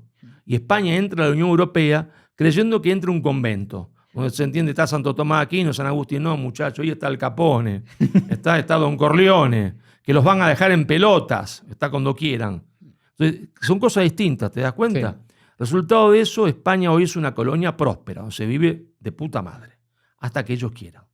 Y entonces, vos te preguntas, este fascineroso que está acá cerquita, en Cataluña, que se escapó, se entiende, en un auto, ahí se metió, se escondió como una rata. Escapó como una rata para no caer preso. Hubiese tenido dignidad de ir a la cárcel, no se escapa. ¿Dónde encontró refugio? Bélgica. ¿En Rusia? No. En Bélgica, ¿no? Uh-huh. ¿Y alguna vez alguien lo tocó? ¿Por qué no lo entregaron? ¿Por qué no cumplieron las leyes? Porque en realidad son los de siempre. Los mismos de siempre, que en el fondo, aunque le dan besitos a los españoles, en el fondo lo odian, ¿está? Aunque ahora le den besitos, ¿está? Y lo abracen y lo mimen mucho. Esa es la verdad. Pero después de esto, claro, salgo a la calle y la gente me dice de todo. Uno se habla de cada cosa. No, a ver, realmente yo creo que es una opinión bastante popular, ¿eh? No ha dicho nada polémico. O sea, yo creo que muchos españoles piensan así, ¿eh? Bueno, ojalá, porque quiere decir que entonces se están dando cuenta de la real situación de España. O sea, yo realmente creo que la Unión Europea nace como una unión en sí económica, pero que acaba siendo todo lo contrario. Una unión política que quita toda soberanía al país y que le quita toda la industria y la convierte en un país de vacaciones. En una colonia. Básicamente. Está en una colonia, ¿se entiende? Para que el otro venga, se entienda a la playa. ¿Está? Y te dejaron en pelotas. Totalmente. Bueno, esa es la verdad. Marcelo, una pregunta que yo creo que es muy interesante, es más filosófica, pero ¿crees que hay hispanidad sin el catolicismo? ¿Y viceversa? Bueno, es una buena pregunta, pero ahí necesitaríamos un poquito de tiempo para desarrollarla. ¿Sí? Todo el tiempo. Mirá, lo veníamos charlando con un amigo. Quien nomina, domina. Quien tiene desorden en las ideas, tiene un desorden en la acción. Lo que existía originariamente era la cristiandad occidental y la cristiandad oriental. Si vos decís cristiandad occidental, ¿qué quiere decir? Que cristiandad es sustantivo y occidental adjetivo. Si esta mesa es beige, beige o marrón clara es adjetivo. Puede ser negra, podría ser verde, adjetivo, pero lo importante es que es una mesa, la sustancia. Diferencia entre sustancia, diría Aristóteles, y accidente. Cuando se produce la Reforma Protestante, y yo no tengo nada contra los protestantes, son muchos amigos míos, pero tengo que decir la verdad. Se rompe Europa. Si se rompe la cristiandad, no Europa, porque Europa no existe, la cristiandad occidental. Es que se rompe porque se queda una parte de la población de un lado y otro. Bueno, obvio. Pero no, la ruptura es sustancial. ¿Sustancial qué quiere decir? Quiere decir que Lutero, voy a resumir, todo resumen siempre corre riesgo de ser una caricatura, porque no tenemos 10 horas para hablar. No es una clase, no es un seminario. Lutero dice, el hombre se salva por la fe. Puta que los parió. El hombre se salva por la fe. Entonces quiere decir que si yo tengo una fábrica y explota a 100 tipos, ¿me salvo? Sí, lo dirá Lutero. Te salvás, Marcelo. Pero escuchame, Lutero, si siempre dijimos que la fe sin obra era una fe muerta. No, eso está mal. Eso está mal, el hombre se salva por la fe. Lutero era un poco endeble. No era una gran mente. Que era una gran mente Calvino. Un hombre estructurado, un francés, racionalista. Y Lutero le da una vuelta de tuerca más. Y dice, Lutero tiene razón, el hombre se salva por la fe, pero reintroduce un concepto que el cristianismo había abolido, que es el concepto de predestinación. ¿Está? El cristianismo había abolido, se había dicho que el hombre es libre. Es libre porque es hijo del mismo Padre y hermano en Cristo. Los griegos creían que no, que el hombre no era libre. Por eso tenían la comedia y la tragedia. La tragedia era para expresar el dolor de que el hombre no era libre. Por eso lo de Edipo, Rey y Corona. Es decir, el tipo se ha abandonado ahí, lo recogen una pareja, se hace adulto, va al pueblo, en el camino encuentra al padre, lo mata sin saber que es el padre, llega al pueblo, le dicen que hay una peste, quien resuelve un acertijo de quién es primero, quién es el animal que primero camina en 4 patas, después en 2, después en 3, salva al pueblo de la peste y se casa con la reina, que todavía estaba bastante buena, se ve. Era su madre, y se acuesta con su madre. Entonces el tipo está... es mal, mata al padre, se acuesta con la madre, imagínate cómo está. Pero los griegos hacían eso para decir que el hombre es juguete de los dioses. El cristianismo había abolido eso. ¿Está? Y Calvino lo reintroduce. Dice, no todos los hombres se salvan, porque Cristo no ha venido a salvar a todos, sino a algunos. ¡Puta! ¿Y a quién? ¿Cómo podemos saber, maestro, a quién? Bueno, dice, es difícil, pero la riqueza es un signo de predestinación. Si vos unís las dos cosas, el hombre se salva por la fe, y la riqueza es un signo de predestinación, quiere decir que lo importante no es como en el medioevo medieval, practicar el bien, ¿está? Buscar la verdad y hacer la belleza, que era lo que había construido el medioevo católico, la búsqueda del bien. ¿Qué bien? El bien común. Que no hay que confundir con otra cosa. El bien común es el origen de la justicia social. Por ahí anda un paisano mío diciendo que el tema de la justicia social es un tema socialista, anarquista. No sea idiota. Eso viene de Santo Tomás de Aquino, no tiene nada que ver con el marxismo. Usted no estudió nunca nada. Tiene una licenciatura pedorra en economía. La búsqueda del bien común, la verdad y la belleza. Era el caballero medieval. Hasta los reyes querían ser caballeros. Cuando viene la reforma, el hombre se salva por la fe, la riqueza es un signo de predestinación, aparece el ideal burgués, lo importante es hacerse rico. Porque es bueno lo que es útil. ¿Qué es útil? Lo que me hace ganar dinero. Pero hay algunos ingleses que están escuchando esto, porque Calvino crea un seminario, ¿está? En Ginebra. Inglaterra tiene una particularidad. Es la única provincia romana que se pasa de bando, completa, porque las otras cosas, es decir, aún lo que Roma había influenciado se queda dentro de la catolicidad. En cambio, Inglaterra se pasa de bando, pero una particularidad, es decir, va a respetar las formas del catolicismo. El anglicanismo, aparentemente nada cambia. Si vos entras a la iglesia y está el cura ahí, levanta las manos, agarra un cáliz, está todo igual. Sí, pero no está todo igual, porque se ha introducido el calvinismo. Y los ingleses dicen, Lutero tiene razón, el hombre se salva por la fe, la riqueza es un signo de predestinación, y dicen los ingleses, si Cristo no ha venido a salvar a todos los hombres, tampoco ha venido a salvar a todos los pueblos. ¿A quiénes? Dicen los ingleses. A nosotros. Nosotros somos la nueva nación elegida por Dios. ¿Y cómo vamos a comprobar esto?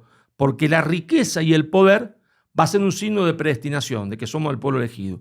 Y ahí, esto comienza con Enrique, continúa con Isabel, primera de Inglaterra, una jauría de piratas ingleses se lanzan al mar para atacar ¿a quién? A España. Porque en España vive la catolicidad, la búsqueda del bien, la verdad y la belleza.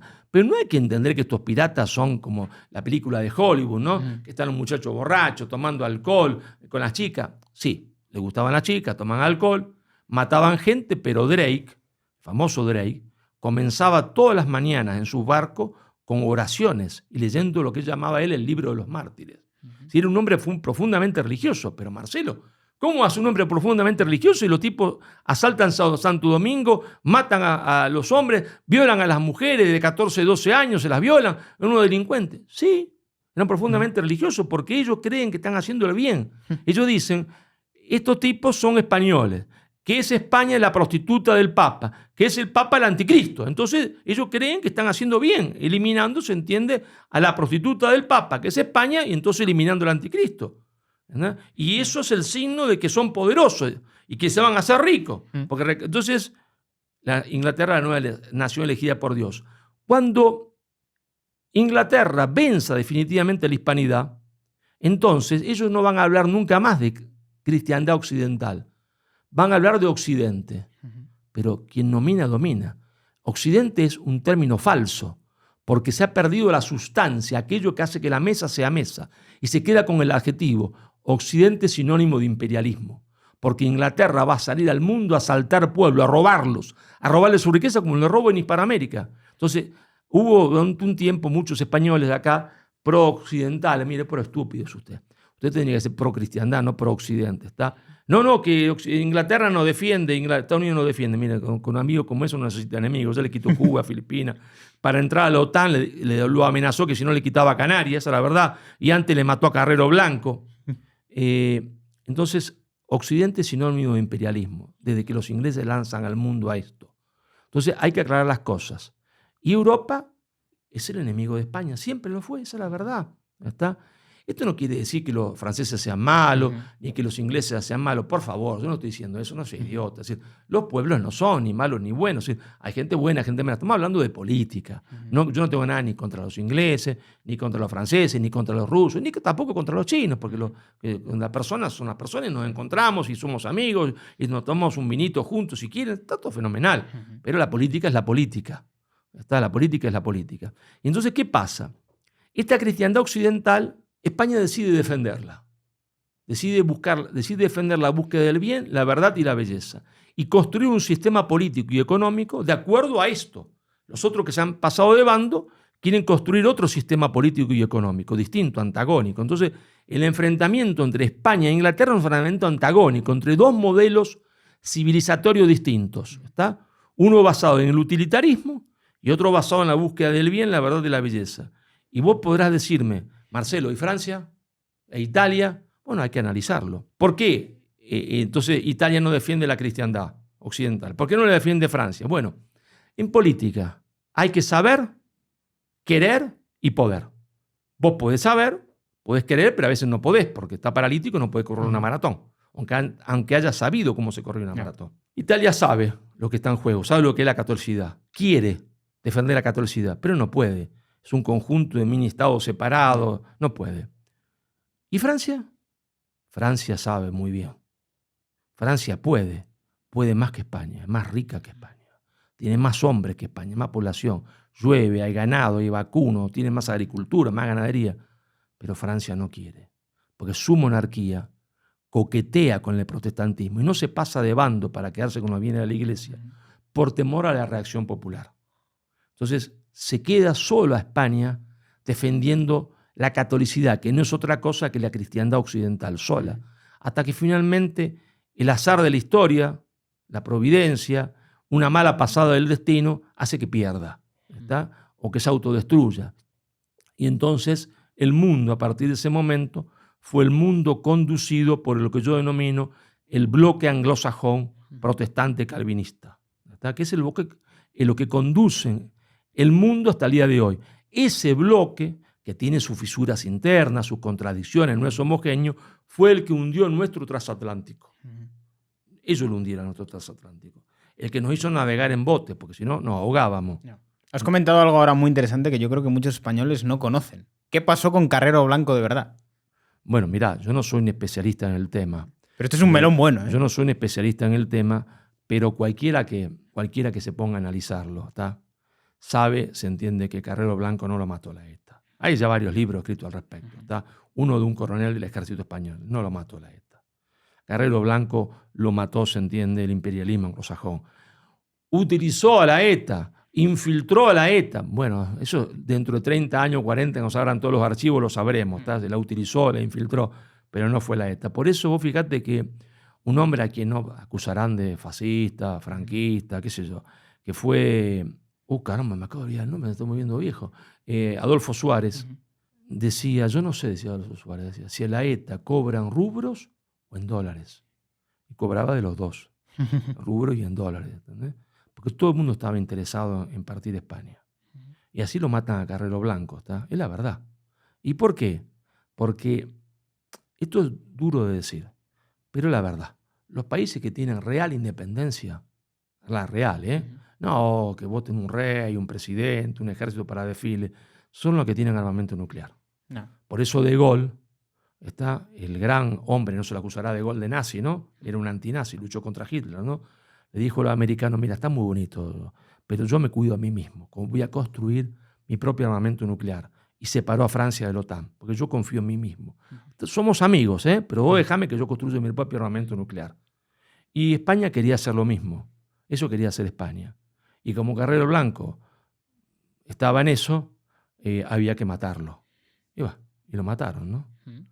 Y lo mataron. Es que esto muchos españoles no lo saben, pero se ha comentado alguna vez, pero la mayoría de gente se queda con la versión oficial de lo mató ETA. Bueno, como no saben que España entra a la OTAN, aunque un ministro ya lo dijo en público, porque amenazaron a España que si no le quitaban Canarias, ¿no?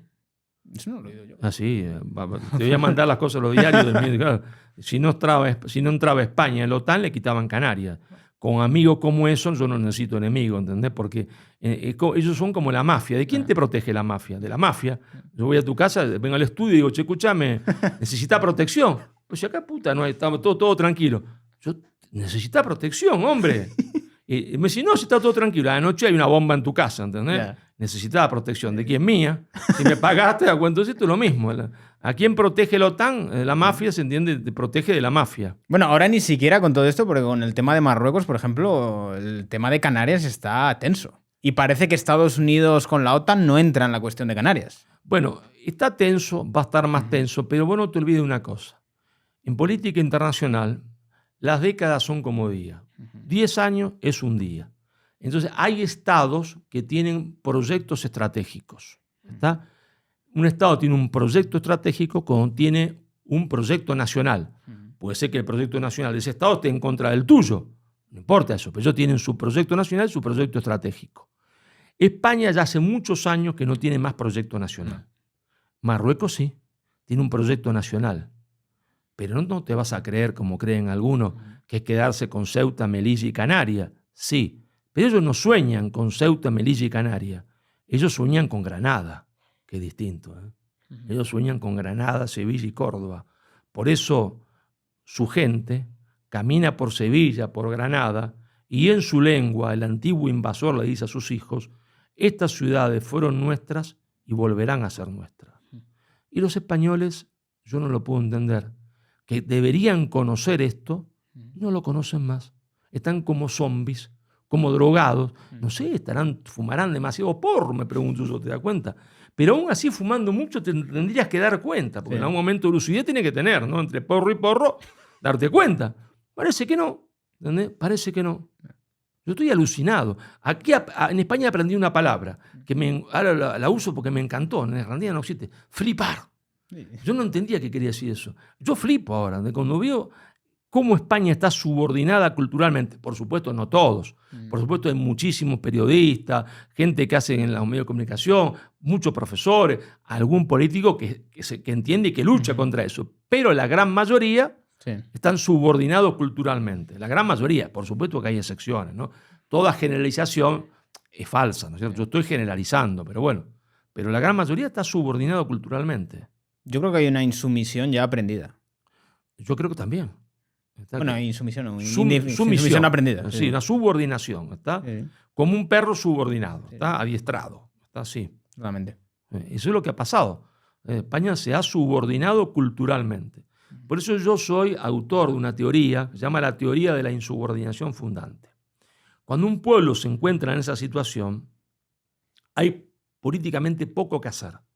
Lo primero que hay que hacer es una cuestión cultural. Es decir, insubordinarse culturalmente e ideológicamente. ¿Esto qué quiere decir? Descubrir cuáles son esas ideologías de subordinación. Si vos las descubrís, una vez descubiertas, podés explicar por qué son ideologías de subordinación. ¿En qué consiste una ideología de subordinación? En que yo te meto en tu cabeza algo que vos no te das cuenta que te lo metí yo, pero que entonces vos haces lo que yo quiero que hagas sin necesidad de que yo te lo diga. Entonces estás completamente subordinado y yo no te digo nada. Entonces, descubrir eso que no han metido dentro de la cabeza es la primera cosa que hay que hacer. Yo creo que hay un complejo y una autocensura muy fuerte. Bueno, eso seguramente, ¿se entiende? Seguramente. Claro, que el español está un poco como acomplejado frente a muchas cosas. Está acomplejado porque le llenaron la cabeza, se entiende que hubo una dictadura, durante tantos años, y que eran el único que tenía esa dictadura. Una serie de cosas, ¿te acuerdas, no? Que en realidad era una completa falacia, una completa falacia, porque los otros habían cosas hechas. Los españoles son caínitas. Pero escúcheme, si los franceses se mataban peor, fíjese lo que fue la Revolución Francesa, en la Vendée. No hubo nada comparable nunca en España con la Vendée. Ni siquiera las bestialidades, ¿no es cierto?, de la izquierda en la guerra civil llegó a ser equivalente a la bestialidad de los pseudo revolucionarios franceses que crearon los primeros hornos porque tiraban a niños en hornos de barro. Son antecedentes del nazismo. Eso ni siquiera lo peor de la izquierda acá lo hizo nunca, ¿entendés? Pero no, España hizo... deje de embromar. Claro que hubo errores, claro que hubo bestialidades en ambos bandos. Sí, está bien, eso pasa en toda guerra civil, que siempre es terrible, no es una cosa para festejar. Pero no es para estar flagelándose. Deje de joder con eso, hombre. ¿Consideras, Marcelo, que se está poniendo en jaque la hegemonía anglosajona? Con todo el crecimiento de China y demás. ¿Qué es lo que a nosotros nos interesa cuando nosotros analizamos el sistema internacional? Siempre el sistema internacional fue un tablero de ajedrez único. Un tablero de ajedrez. Ahora no hay un tablero de ajedrez. Hay 3 tableros. 3 partidas de ajedrez que se juegan al mismo tiempo. Porque cuando yo hablo del mundo anglosajón, el mundo anglosajón era un mundo anglosajón en alianza con una oligarquía financiera internacional. Está una ósmosis entre una cosa y la otra. A partir de la revolución tecnológica, la caída del muro de Berlín, el capital financiero internacional adquiere como una especie de autonomía de los estados nacionales, Inglaterra y Estados Unidos, que le habían servido como base de operaciones. Y comenzó a subordinar incluso a sus propios estados. Antes estaban aliados, ahora comenzó a subordinarlos. ¿Está? Y les impuso a ellos mismos, y quería imponerlo al resto del mundo, por ejemplo, la ideología de género. La ideología de género es autodestructiva de la moral nacional. Aunque Dios no existiese, ¿eh? Esto vale aunque Dios no exista. ¿Por qué? Porque en el origen del poder de las naciones siempre hay una fe fundante. Desde los persas, pasando por los romanos, los egipcios, todos tienen una fe fundante, porque eso es lo que establece la objetividad de valores. Cuando no hay objetividad de valores hay relativismo. Cuando hay relativismo, entonces nadie quiere luchar por nada, porque si todo es relativo, y cuando vos decís que el gallo puede ser gallina porque se le ocurre, y que la gallina puede ser gallo porque se le dio las ganas, por su propia voluntad, es decir, que la mesa no es más mesa porque vos decís que no es más mesa, es decir, que la voluntad puede cambiar la sustancia, la voluntad no cambia la sustancia de las cosas son las que son. Por más que yo quiera dormir sobre esta mesa, sigue siendo una mesa. Yo quiero orinar sobre la mesa, pues usted orine, pero sigue siendo una mesa. No cambia, se entiende, el deseo, la sustancia de las cosas. Eso es el relativismo absoluto, eso destruye a los pueblos.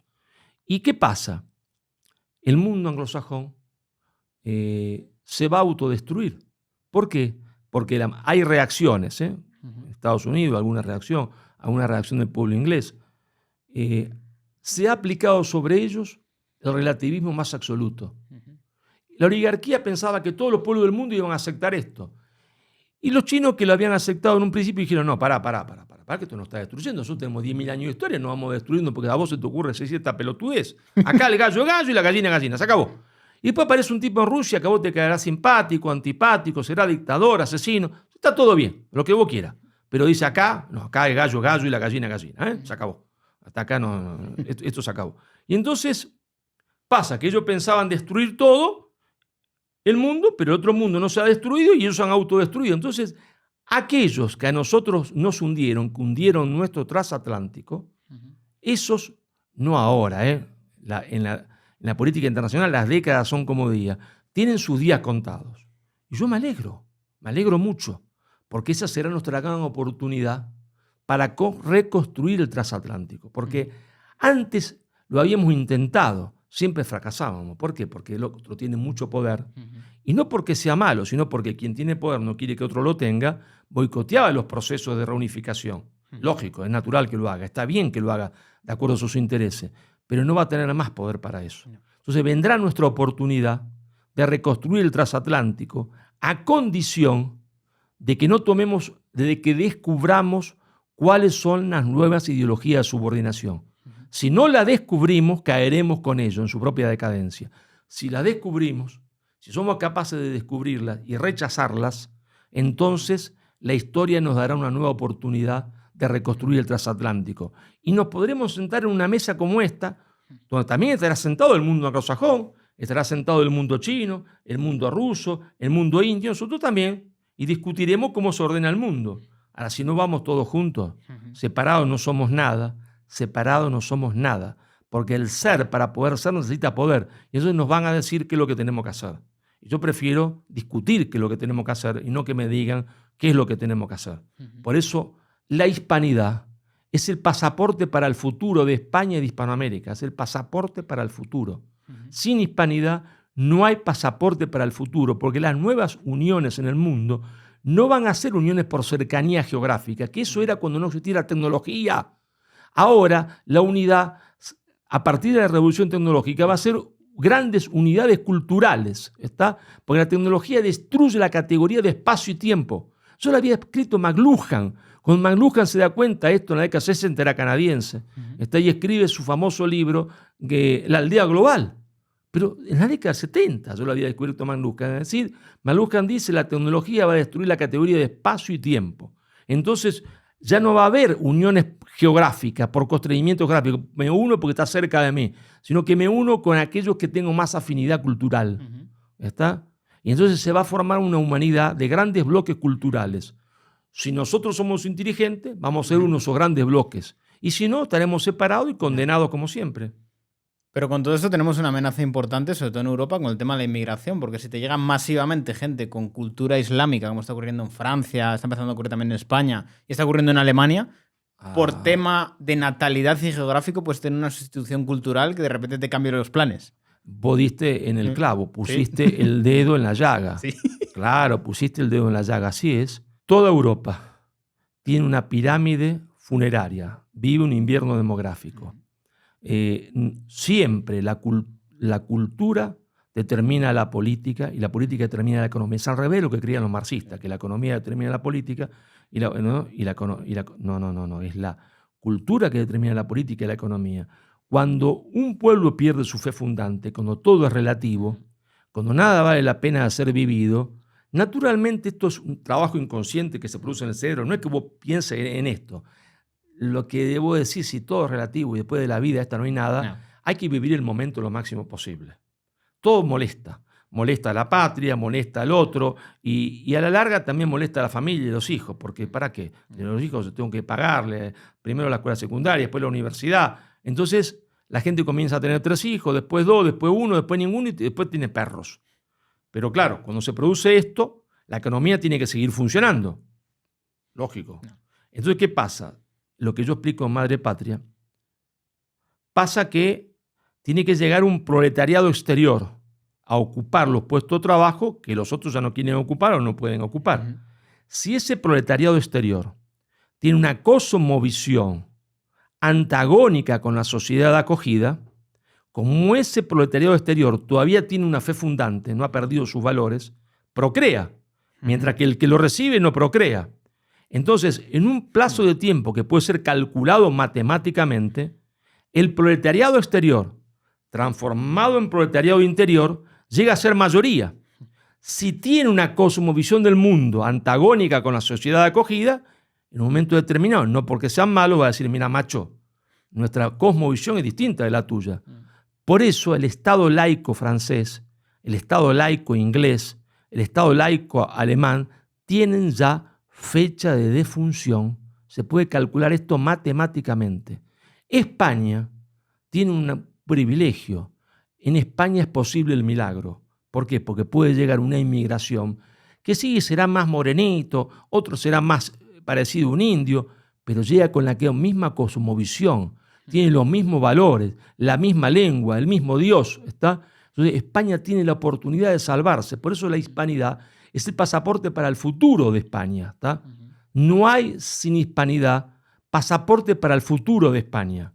Entonces Europa marcha inexorablemente a la defunción del Estado laico y veremos nacer República Islámica Francesa, República Islámica Inglesa, y España tiene la posibilidad de salvarse a condición de que se extermine, se elimine de una vez y para siempre la leyenda negra, para que el español no reciba al que llega como un extraño, sino que lo reciba como un igual. No. Porque cuando yo vine acá la primera vez, había algunos españoles estúpidos, no todos, por supuesto, no todos, que tenían unas pesetas más en el bolsillo, todavía había pesetas, y que llamaban a los que llegaban de Argentina, del Perú, de Nicaragua, les llamaban sudacas. Pero vos, que fuiste un miserable, un muerto de hambre, que fuiste de Argentina porque se estaban muriendo de hambre, ahora te atreves a llamar sudacas a esos tipos. ¿Por qué tenés en la cabeza? Son tus hermanos. O sea, hay que desterrar la leyenda negra. También para que el que llega no llegue con rencor. Total. Que sepa que España nunca hizo imperialismo, que España no le robó nada, que España se desangró en América.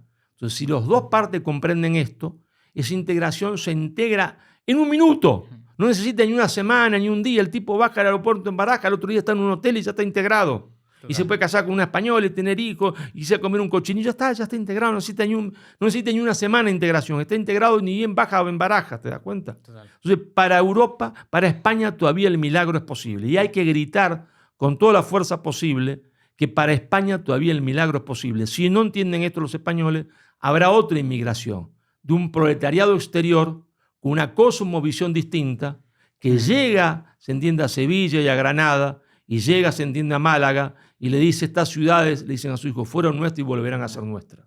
Entonces España estará perdida. Estaba pensando que igual podemos aplicar la misma estrategia con Estados Unidos. Coges a toda la cultura hispana, la mandas para arriba, lo sustituyes. Bueno, si los mexicanos tuviesen conciencia nacional, y tuviesen conciencia nacional, primero, ¿qué harían? Primero, le pedirían a Estados Unidos que pida perdón, no al rey de España, ¿no? Porque ellos son muy valientes con el rey de España y España. Le dirían al presidente de Estados Unidos, en febrero se cumple siempre un aniversario, no me acuerdo si es el 2 o el 3. Yo soy muy malo para las fechas y los números. Se cumple un aniversario más del Tratado de Guadalupe Hidalgo. por el Tratado de Guadalupe Hidalgo, Estados Unidos le roba a México el 60 o 62% de su territorio, 2.600.000 kilómetros cuadrados. Le roba a Texas, California, Nuevo México, parte de Colorado, Arizona. Guarda, no le robó arena y roca, no. Le roba a California. Año 1848. Año 1949. No había pasado un año. California convierte a los Estados Unidos en el principal productor de oro del mundo. ¿No? Principal productor de oro del mundo. Y Texas, en 1910, que se le habían robado a los mexicanos, convierte a los Estados Unidos en el principal productor de oro del mundo. Entonces el subdesarrollo de México, la culpa no la tiene España. El subdesarrollo de México, la culpa es de una élite dirigente, una oligarquía, que no supo ni siquiera mantener la herencia recibida. Entonces, si los mexicanos tuviesen la conciencia que tuvieron los españoles en Covadonga de Reconquista, solo tendrían que sentarse a esperar. Sentarse a esperar, y al cabo de 40 años, aquel territorio que se les robó volvería a ser de ellos. Pero como ellos tienen un falso nacionalismo, que considera a España como enemiga, pero están de rodillas frente a Estados Unidos, no pueden hacerlo. Pero si ellos no tuvieran ese falso nacionalismo, si entendiesen que México nace con Cortés y con Doña Marina, que ahí es cuando nace México, y que el primer mexicano es el hijo de Cortés y Doña Marina, que se crea una cultura nueva, y estuviesen orgullosos de eso, esperarían como quien espera el billete de lotería. Y todo eso volvería a ser de ellos, sin hacer nada, solo esperar. Pero para esto hay que tener conciencia, real conciencia nacional. Y ellos tienen un falso nacionalismo, han sido educados en un falso nacionalismo, que es el nacionalismo azteca. Le mienten a su gente. Entonces le llaman la selección azteca. ¿Qué selección azteca? La selección azteca no existe porque eran el 10% de la población. Todos ustedes descienden de aquello que las aztecas se comían. México no existía antes. Nace de la fusión entre lo hispano y lo indígena. Nace de esa fusión. Pero ese falso nacionalismo le impide recuperar lo que legítimamente les pertenece. ¿Te das cuenta? Es trágico lo de México. Sí. Otra cuestión tan interesante, el tema de Florida. ¿Qué pasó con Florida? Porque, según tengo entendido, España le vendió a Estados Unidos Florida. Bueno, mira, yo te voy a explicar esto, es fácil. Vos tenés una casa en Madrid, ¿no? Bueno, Madrid, vamos a ponerlo más fácil todavía. Donde nació mi padre, en Sicilia, ¿no? En Catania. Vengo yo, que soy de Don Corleone, y te digo, che, Víctor, qué linda casa tenés, te la compro. No está en venta, Don Corleone. Te la compro, Víctor. No, Víctor, en mi casa, acá nació mi papá, mi mamá, mi tía, ¿entendés? Víctor, yo te la compro, ¿entendés? Te la compro. Es decir, la mafia actúa siempre así. La mafia actúa así. Eso es lo que pasa. Es que había un rumor de que esto tenía como una fecha de caducidad y que Estados Unidos tenía que devolverle a España Florida. Mira, es decir, Florida, ¿no es cierto? Los Estados Unidos estaba gobernando Jackson, presidente Jackson, gran presidente para los Estados Unidos, no para nosotros, para ellos sí. Y entonces, antes de que se gobierne Jackson, el mismo Jackson había protagonizado una invasión a Florida, había destruido todo.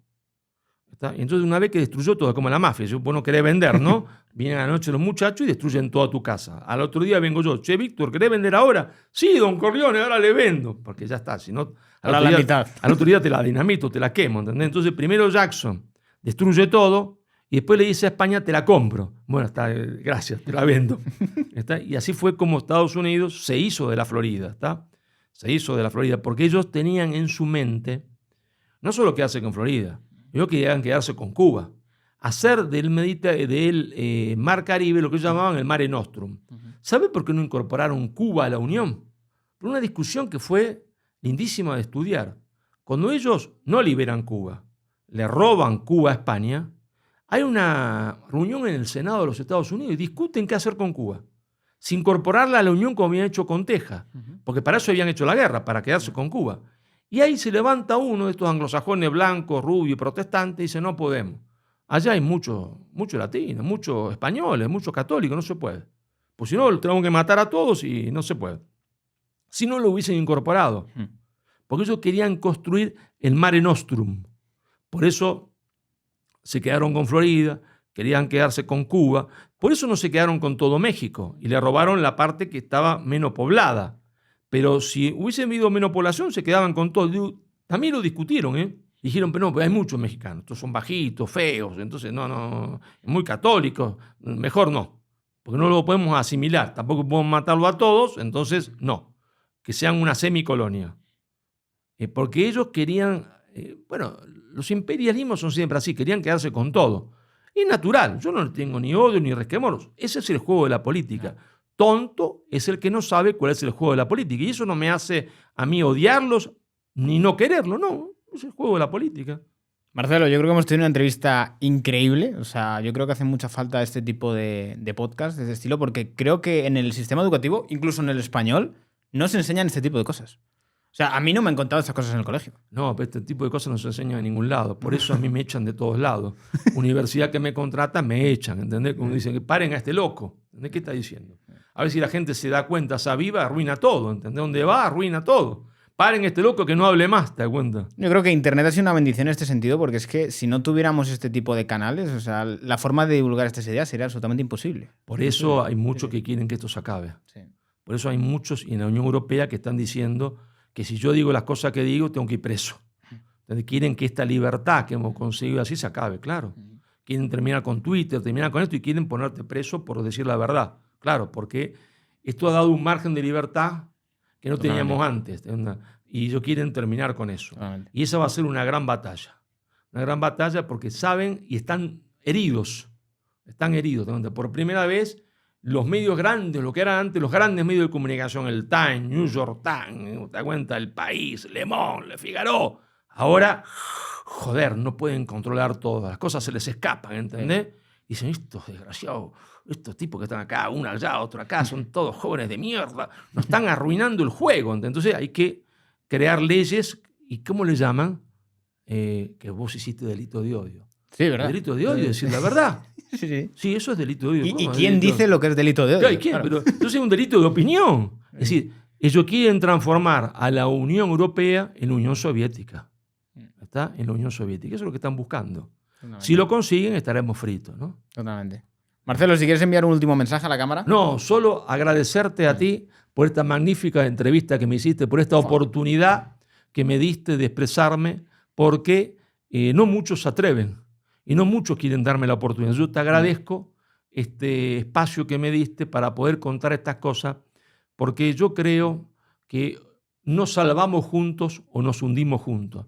Y la verdad que yo soy un intelectual, pero más que un intelectual, soy un político intelectual, porque yo creo que la primacía la tiene siempre la acción, pero para que haya acción verdadera tiene que haber pensamiento verdadero.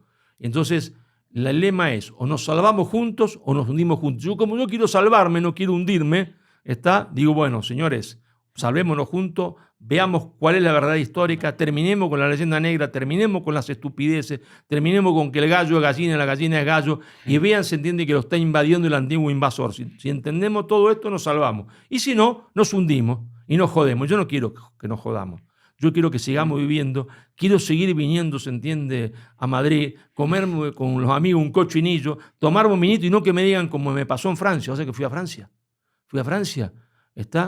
llego a la noche a un pueblito al norte, estaba ahí ya en el canal de allá donde estuvo Normandía. Y le digo al tipo, un vino. No, me dice, acá vino no hay. Se le acabó, digo, una cervecita. No, cerveza no hay. ¿Cómo cerveza, vino no hay? Deme un jamoncito, un jamón y algo de un salame. Es Francia esto, el jamón es bueno. No, acá jamón no hay. ¿Y qué hay? ¿Qué mierda hay acá? ¿Está? Té, Coca-Cola y kebab. Pero esto es Francia. Sí, pero acá vino no hay. Es Francia, pero usted vino no me quiere vender. Y cerveza tampoco. Y jamón tampoco. Y chorizo tampoco. Y esto es Francia. Es decir, parece Francia, pero no es más Francia. Y como yo quiero que España siga siendo España, entre otras cosas porque quiero seguir yendo a Madrid y comerme mi jamoncito, tomarme mi vino y mi chorizo, quiero que nos salvemos todos. Y que ustedes se salven, quiero que ustedes se salven.